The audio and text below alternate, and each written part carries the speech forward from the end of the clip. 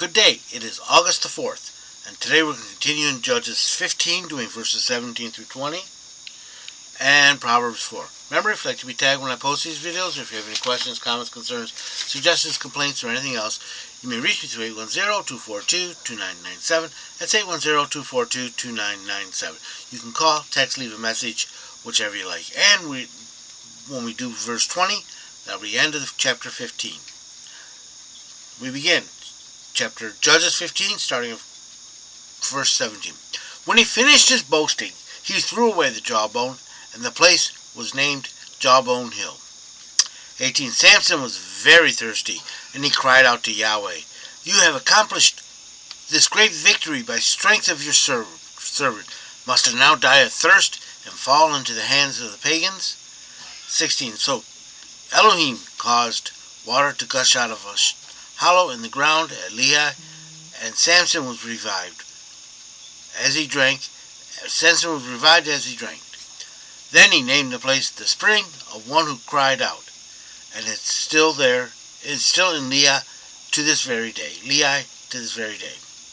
20. Samson judged Israel for 20 years during the period when the Philistines dominated the land.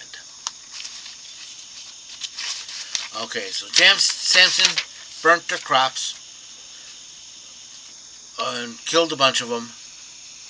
Then he went and lived in a cave. The Philistines came to get him.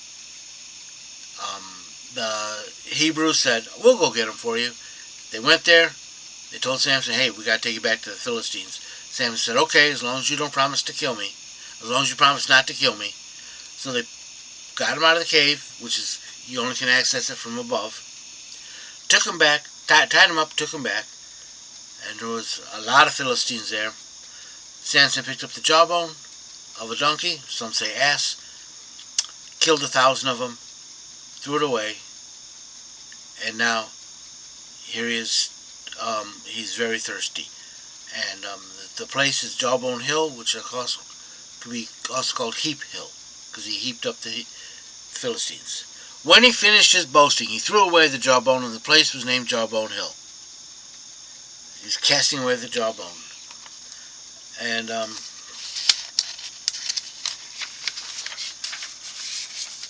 he cast it away.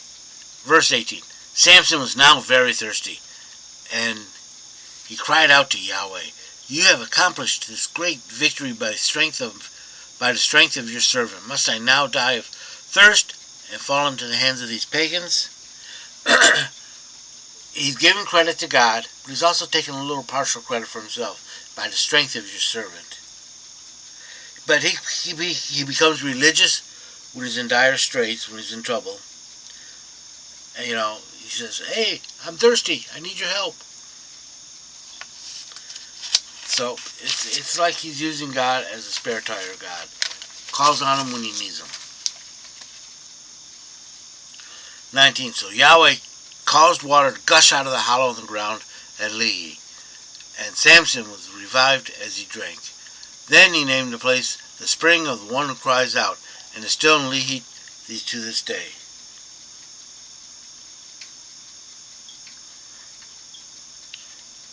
It's not kind of hollow, but a pounding place, like you pound it into the ground,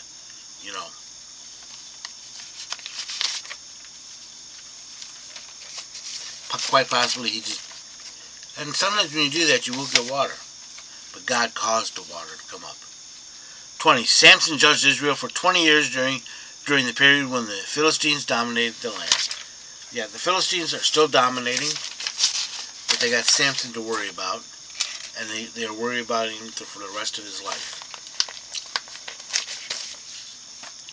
which is going to be at least 20 more years. Verse 4, or Proverbs 4. "Hear ye children the instruction of a father, and attend to no understanding." In other words, listen up. "For I gave you good doctrine, forsake ye not my teaching. Listen to what I say, and do what I tell you." 3. "For I was a son unto my father, tender and the only one in the sight of my mother. I was well loved. And he taught me and said unto me, Let thy heart hold fast my words, Keep my commandments and live. Do what I tell you, you're going to live. 5. Get wisdom, get understanding. Forget not, neither decline from the words of my mouth. Remember what I tell you, and do it. 6. Forsake her not, and she will preserve thee. Love her, and she will keep thee. 7. The beginning of wisdom is get wisdom. Yea, and with all thy getting, get understanding. 8. Extol her, and she will exalt thee. She will bring thee to honor when thou dost embrace her. She will give to thy head a chaplet of grace, and a crown of glory she will bestow on thee. You will prosper. 10. Hear, my son, hear, O my son, and receive my sayings, and the years of thy life shall be many. Listen to what I tell you, and you'll live a long, accomplished life.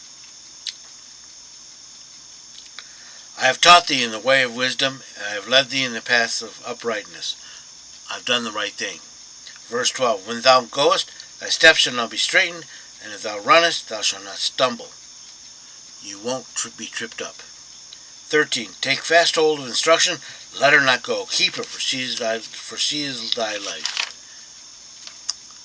Enter not into the paths of the wicked, and walk not in the way of evil men. Don't go down towards the evils. Avoid it, pass not by it. Turn from it and pass on. Don't even go near it. You see it ahead? Turn. 10. For they sleep not, except they have done evil, and their sleep is taken away unless they have caused some to fall. They got to kill. 17. For they eat the bread of wickedness and drink the wine of violence. They live off what they steal and kill for. 18. But the path of the righteous is the light of dawn, that shineth more and more into the perfect day. The more righteous you are, that which is right standing by God, the more you live that way, the brighter it will be for you. The way of the wicked is darkness. They know not what they stumble. Whereas if you're wicked, you're stumbling, you don't know what you're stumbling at, and you're getting in pain because it hurts.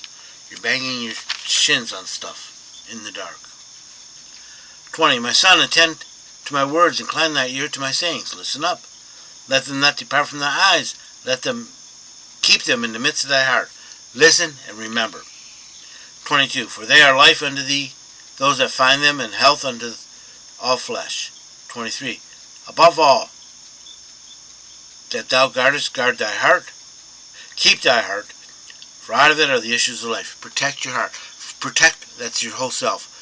Do not take stuff into you, physically or mentally or spiritually or emotionally, that are poisoning you. Put away from thee a froward mouth, and perverse lips put far from thee. Don't lie, and don't engage in rebellion. Let thy eyes look right on, and let thy eyelids look straight ahead before thee. Just keep your eyes on God's path. Make plain the path of thy feet, and let thy ways be established. Turn not to the right nor to the left. Remove thy foot from evil. Keep on God's path. Don't turn to the left. Don't turn to the right. Don't go, oh, what's down here? Don't. It's God's path. If you stay on it, you will live. I hope you've been blessed by this reading. May the Lord richly bless you. Remember, if you'd like to be tagged when I post these videos, or if you have any questions, comments, concerns, suggestions, complaints, or anything else, you may reach me through 810-242-2997. That's 810-242-2997. You can call, text, leave a message, whichever you like. Remember, Jesus loves you, and so do I.